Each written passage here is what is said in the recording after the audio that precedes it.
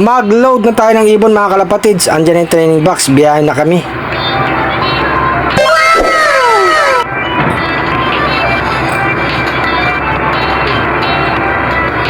Mabuti at walang traffic mga kalapatids.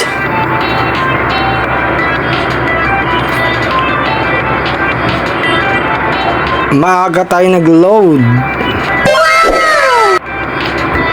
Maulan nga mga kalapatids, kaya inagaan na natin. 3 ibon mga kalapatids. Pulilan, Bulacan ang bitaw bukas ang umaga. Papunta na tayo sa club natin mga kalapatids. Good luck sa 3 ibon natin. Sana makauwi. Ikalawang training ng North Race mga kalapatids. Malapit na tayo sa club natin. Natatanaw ko na mga kalapatids. Andyan na yung truck. Ayun oh, yung kulay puti.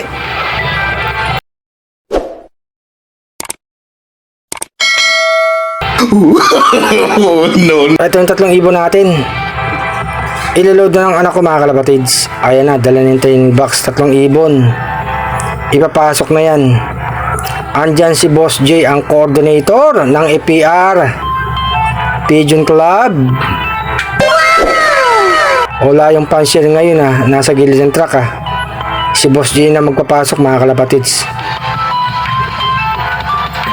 Yung anak ko na, binuksan na lang yung pintuan ng truck mga kalapatids. Nilagay isang ibon, pangalawang ibon, last na ibon lalagyan ng mga kalapatids.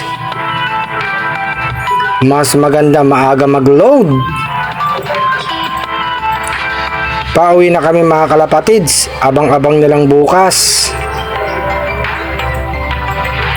Pulilan, Bulacan nga.